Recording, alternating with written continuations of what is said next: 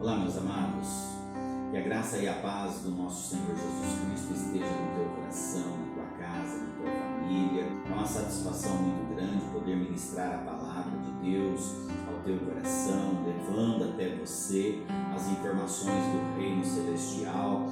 E eu louvo a Deus por esta oportunidade a qual Ele nos concede de podermos estar juntos, mesmo sendo por meio deste vídeo, mas o Espírito de Deus, Ele tem o poder de levar até o teu coração as informações que o Senhor tem para passar para você, aquilo que Jesus quer falar com você neste momento.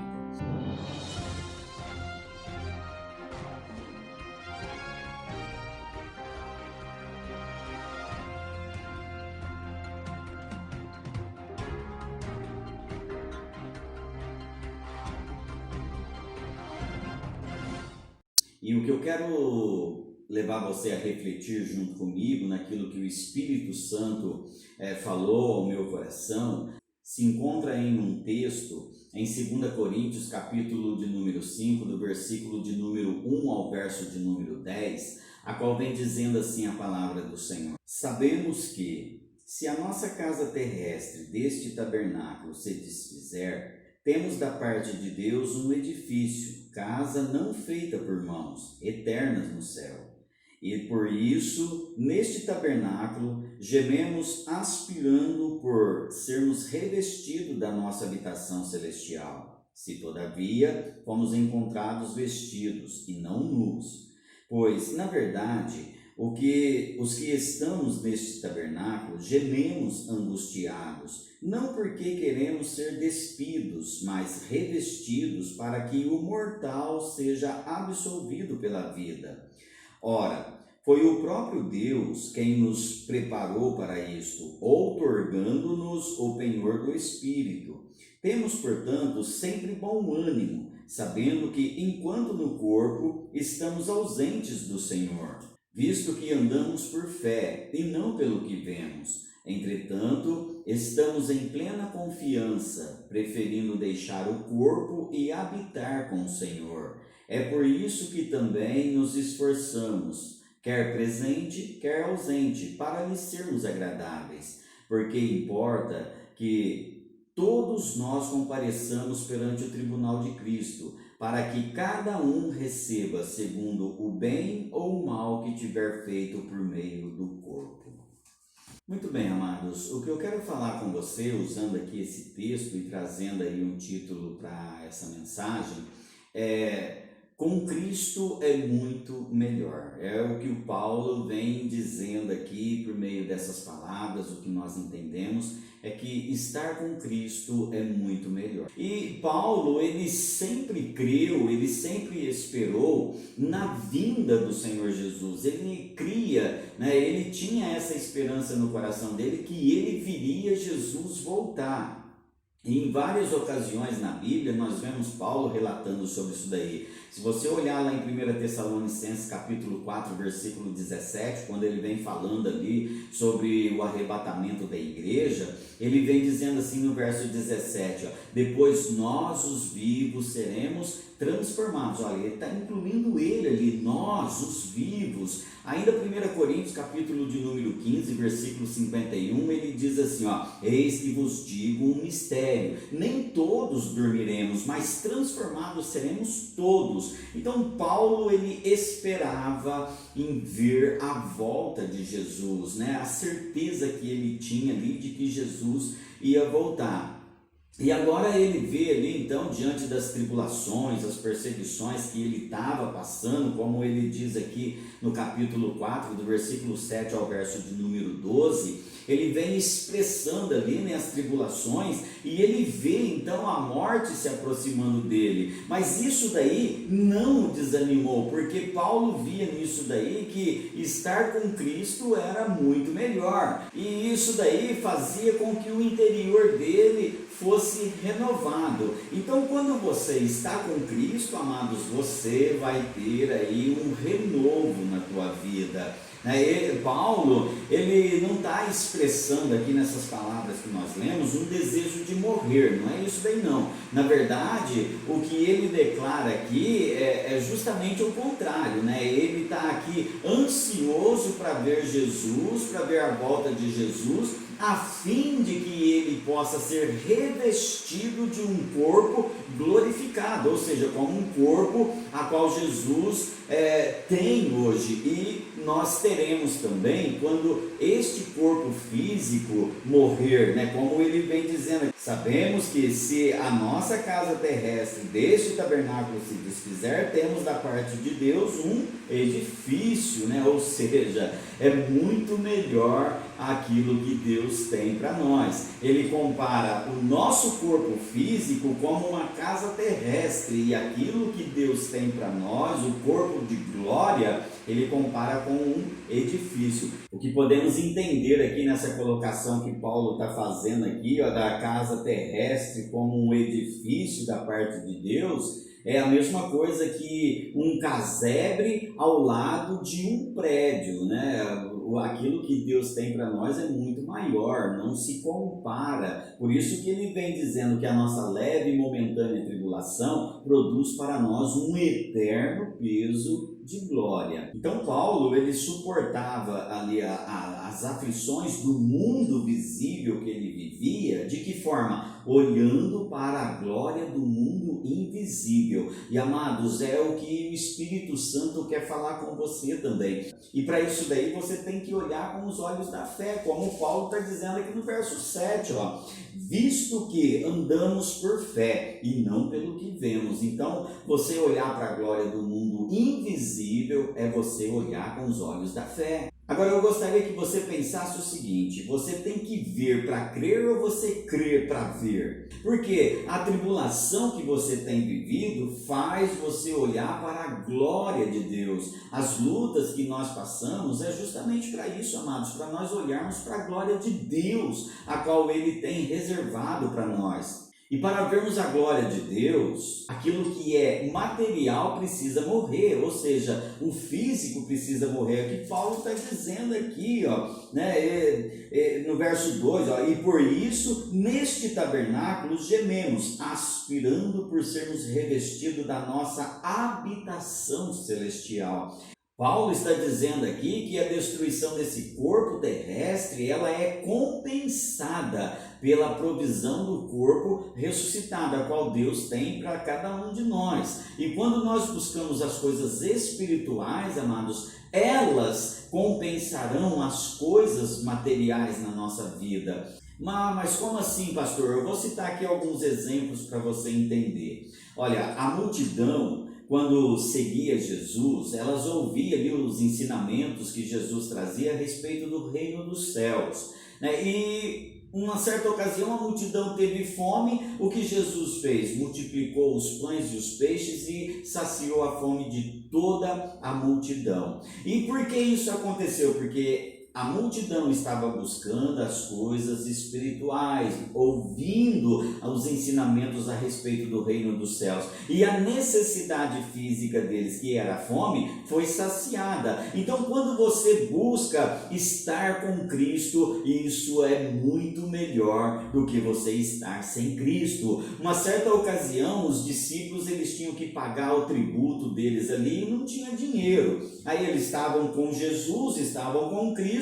eles foram pescar e Jesus fez com que aparecesse ali na barriga do peixe uma moeda para que eles pudessem pagar o tributo deles. A necessidade física foi suprida pelas coisas espirituais, porque eles estavam com Cristo, né? Os discípulos pescando ali a noite toda, lá no Evangelho de João, no finalzinho do Evangelho de João, pescaram a noite toda. No finalzinho, na madrugadinha ali, Jesus estava na praia. E aí Jesus manda então eles lançarem a rede, e puxaram aquela rede ali cheia de peixe. Diz a Bíblia que havia ali 150 qualidades de peixe, né? Então, estar com Cristo é muito melhor, e você buscar as coisas espirituais vai suprir as suas necessidades materiais. Então, quer alegria, quer prosperidade, quer bênção para a tua vida, quer viver bem, quer viver feliz, quer viver em harmonia, busque as coisas espirituais. Estar com Cristo é muito melhor. Você só vai alcançar os teus objetivos, os teus ideais, os teus sonhos quando você está com Cristo. Pastor, mas eu ando com Cristo, eu vou na igreja, eu leio a Bíblia, eu oro, eu estou sempre na presença de Deus, mas estou passando por tribulação. Como que o Senhor explica isso para mim? Paulo está dizendo aqui, amados, que a nossa leve e momentânea tribulação produz para nós um eterno peso de glória. É como eu disse para você, a tribulação leva você a olhar para as coisas espirituais. Observe que no versículo de número 1, Paulo refere aqui ao corpo glorificado, e no verso de número 2, ele chama isso daí de habitação celestial. Nós precisamos olhar para as coisas espirituais, tirar um pouco o foco, das coisas materiais, amados. Estar com Cristo é você fazer sim, com Cristo é muito melhor. É importante você observar que o motivo de Paulo gemer, como ele vem dizendo aqui no versículo 2, e por isso, neste tabernáculo, gememos, aspirando por sermos revestidos da nossa habitação celestial. Então, o motivo de Paulo gemer aqui não era pelas tribulações e as lutas que ele enfrentava, não era nada disso não, mas era o fato de desejar ver Jesus e receber ali um corpo glorificado. Ele gemia pela glória de Deus. E o nosso anseio, amados, tem que ser esse daí. O teu choro não pode ser porque as pessoas te desprezam, porque as pessoas te abandonaram. O teu choro não pode ser isso daí não. Você tem que chorar porque muitas vezes você não consegue ver a glória de Deus na tua vida. Você tem que chorar por desejo de ver a glória de Deus sendo abundante na tua vida, meus amados. As pessoas não vão suprir as necessidades tuas, as pessoas não vão poder dar para você aquilo que Deus pode te dar, porque o melhor para a tua vida vem de Deus. O desejo da nossa carne tem que morrer para que a glória de Deus esteja sobre nós. Eu quero dizer aqui, meus amados, que o teu desejo carnal, ele tem que perecer, ele tem que morrer para que a glória de Deus esteja na tua vida. Observe que Jesus, ele diz assim, que se o grão de trigo não morrer, ele fica só, mas se morrer, ele produz muitos frutos. Então assim tem que ser a tua vida também. Você estar com Cristo é muito melhor, sim, mas você tem que buscar as coisas espirituais, porque Cristo, quando esteve aqui na terra, ele focava no que? Na vontade de Deus e não na vontade dele. Estar com Cristo é justamente isso, é o que Paulo está dizendo aqui, que não era a vontade dele, mas a vontade de Deus. E como podemos estar certo de que um dia nós teremos um corpo transformado? Talvez você fale assim, mas morreu, acabou, morreu, não tem mais jeito. Amados, a Bíblia diz que o corpo desce para a sepultura e o espírito vai para Deus. E quando Jesus voltar, este corpo que desceu à terra, que desceu ao pó, ele será ali transformado em um corpo de glória. Mas como nós podemos ter certeza disso daí? Podemos ter certeza, amados, porque o Espírito Santo habita em nós. Paulo, ele fala do Espírito como penhor. Olha só o que diz o verso de número 5. Ele fala assim, ora, foi o próprio Deus que nos preparou para isso, outorgando-nos o penhor do Espírito.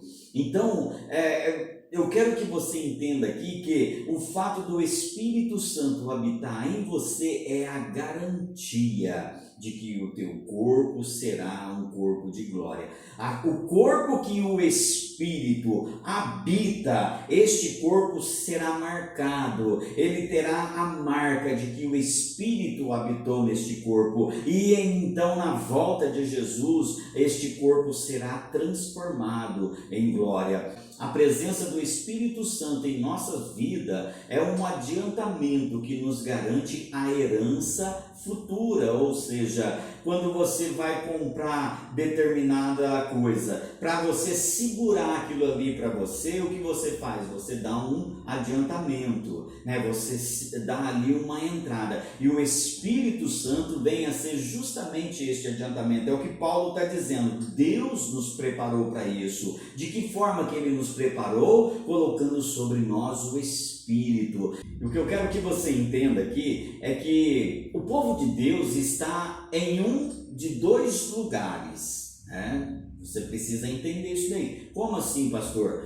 Ou nós estamos no céu ou nós estamos na terra. Nenhum cristão está na cova. Então, quando nós estamos vivos, né, nós estamos sobre a terra. E quando morremos, nós estamos com Deus, nós estamos no céu, mas você não fica na cova. O teu corpo sim pode ir para a cova, o teu corpo quando ele morre, mas o verdadeiro cristão, ele não fica na cova, ele não fica no inferno, ele não fica em um lugar intermediário entre o céu e a terra, nada disso. O cristão não fica assim, ou ele está na terra ou ele está no céu. Agora, os cristãos na terra estão ausentes do Senhor, como Paulo está dizendo aí no verso 6, ó.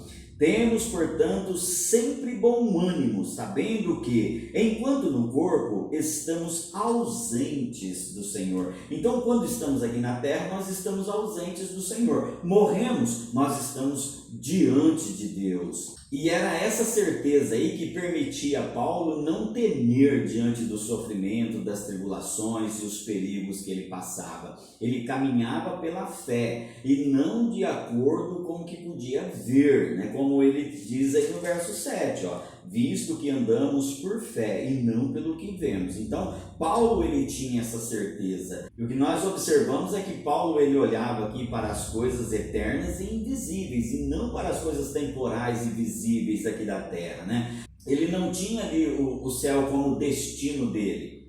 O céu era o que motivava Paulo a vencer as tribulações. E assim também na tua vida, meus amados. Quando você tem o céu como motivação, você atravessa por tribulações, você enfrenta tudo na tua vida, ciente de que o céu é a tua morada. Então eu quero que você entenda aqui o seguinte: você caminha nessa terra aqui com motivação em quê? A conquistar? A prosperar?